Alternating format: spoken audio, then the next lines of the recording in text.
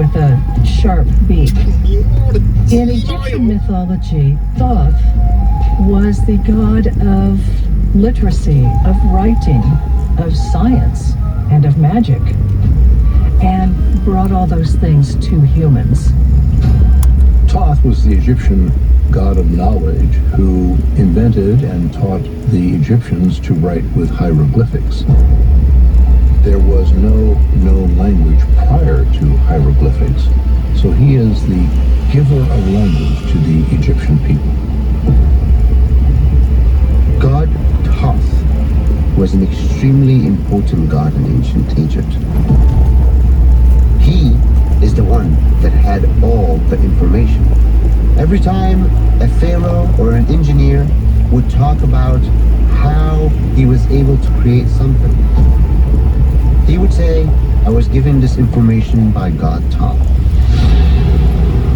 According to mainstream archaeologists, the oldest pyramid in Egypt is the Step Pyramid of King Djoser. Constructed in the 27th century BC, the six-tiered, four-sided structure was designed by a mysterious figure named Imhotep. Imhotep, who was a commoner. He became the high engineer, the main architect, and he came out of nowhere. Ancient Egyptians believed that God Thoth actually told Imhotep how to build the pyramid. Remarkably, the iconic pyramid was not Imhotep's only accomplishment that was credited to the influence of Thoth. Imhotep, he also was a high priest, he also was a high physician. The most ancient medical document known to humanity was written by Imhotep himself. He had a lot of knowledge that he claims was given by his god, Thoth. According to Egyptian mythology, Thoth established a school to spread knowledge throughout the region.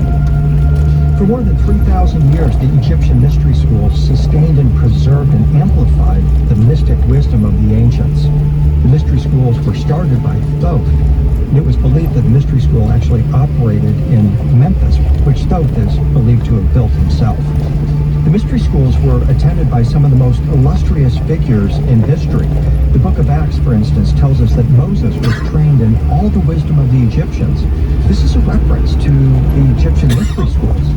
Moses became a magi, performing supernatural feats, including miracles, and even talking with God in a burning bush. Also, Pythagoras studied in the Egyptian mystery schools for 22 years, where he learned that all the planets in our galaxy are inhabited. Is it possible that the secret wisdom taught at the Egyptian mystery schools was provided by bird-like beings who descended from the sky? Curiously, in China, there are similar traditions of important leaders who are also part bird and part human. These figures were not only seen as capable of communicating with higher beings, but were often given secret knowledge. In early forms of Taoism, the expression winged transformation refers to becoming an immortal, or being on the path to becoming an immortal. And part of that process involved sprouting feathers on one's body, growing wings from one's back, and becoming essentially a type of bird-human hybrid. For ancient astronaut theorists, the ubiquity of bird-like figures in art and mythology reveals extraterrestrial contact throughout the ancient world. And as further evidence, they point to a centuries-old ritual in modern-day Mexico called the Dance of the Flyers.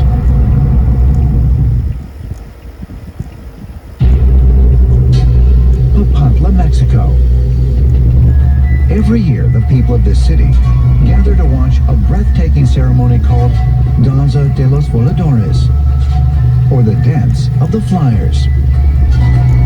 These acrobatic figures will scale this 100-foot tall pole, and there's a fifth person that's waiting there with them called the Carpola, and he starts playing a flute, playing a drum, and the four other people that are with him, the acrobats, tie their ankles to the tower, and they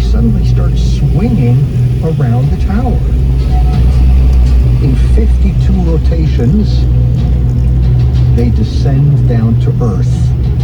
In my opinion, what we have here is called living mythology. Because when you ask these voladores, what are you doing? They say, we are commemorating the arrival of our ancient gods, who descended from the sky. According to tradition, the 5 dancers on the pole are said to represent birdmen. Some scholars believe the ritual honors the Mayan god of creation, Itzamna, who could transform into a bird. But ancient astronaut theorists suggest this ritual reveals a more profound connection with the heavens.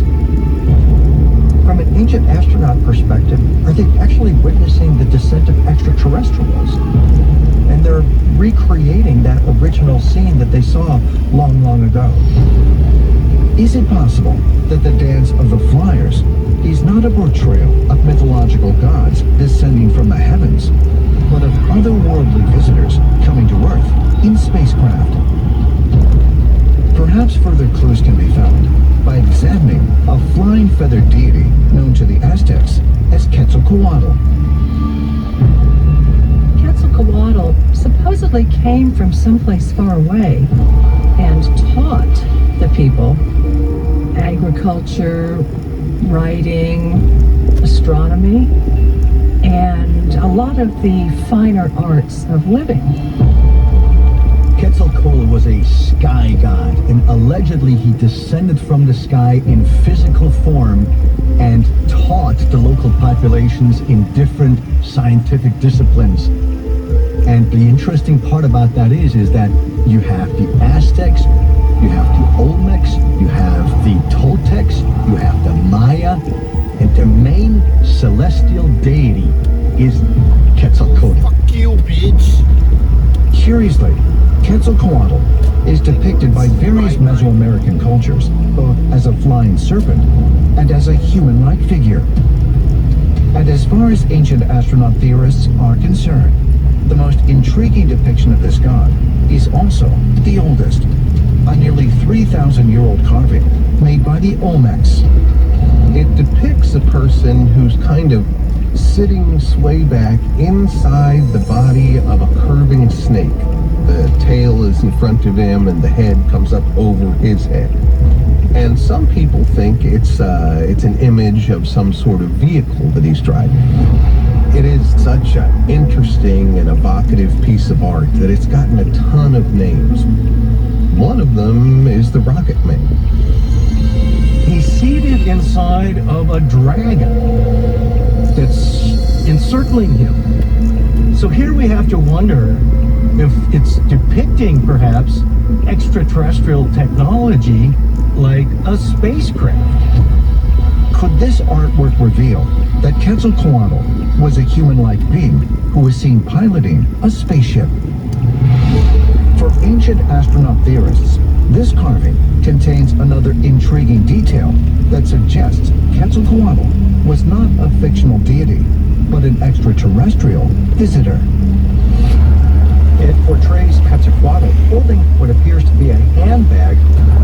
It is one of the primary identifying symbols of the gods.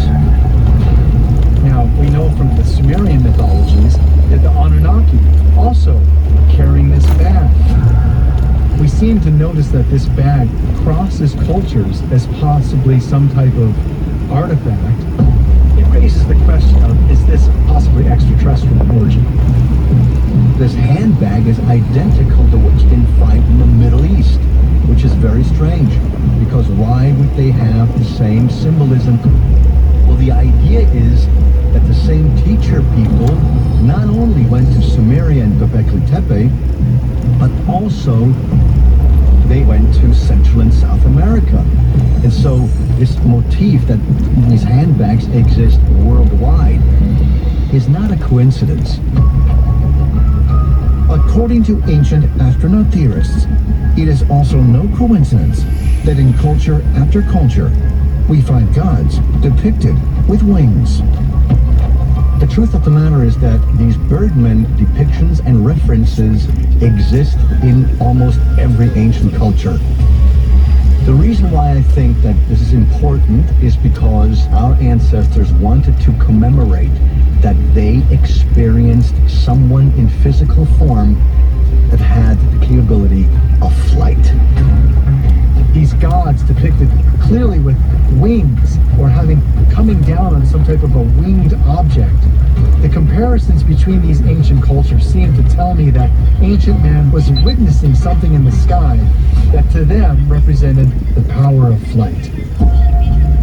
Could it be that ancient cultures often depicted their gods with wings, not only to signify that these beings had descended from the sky, but also to indicate that they traveled in flying vehicles? Perhaps further clues can be found by examining Hindu accounts of a birdman who was also a chariot of the gods.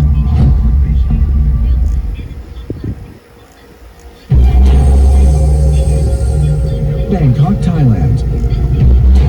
In the heart of this modern metropolis, on an island in the Chao Phraya River, stands the opulent grounds of the Grand Palace.